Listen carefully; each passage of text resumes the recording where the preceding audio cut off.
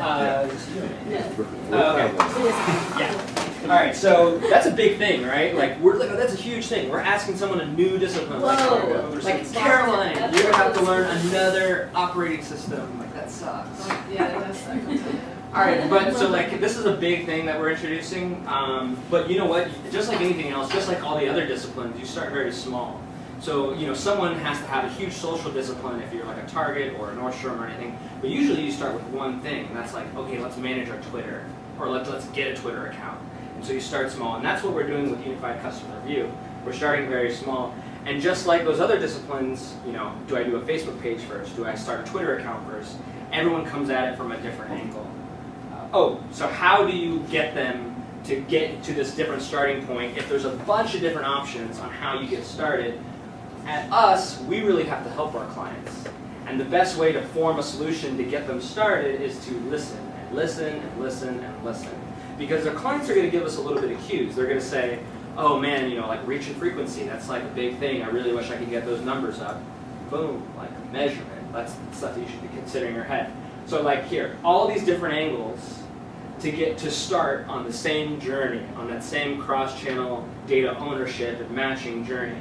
So they can be thinking about attribution. How do I get my attribution to work better?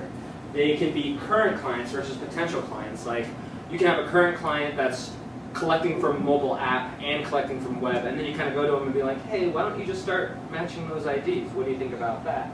And then activation, like Brad, you said a lot of the current conversations you have are around how can I activate this cross-channel data across my vendors or my ecosystem. So a bunch of different clients are going to come at it from a different way, but then they're all going to be jumping on the same cross-channel data ownership and matching journey. Yeah, I think that's a really important point, and I know I spoke about it before, but because every client is trying to achieve something different, we have to help them get there, and in a lot of cases we actually have to help them see the need for our Fuse product.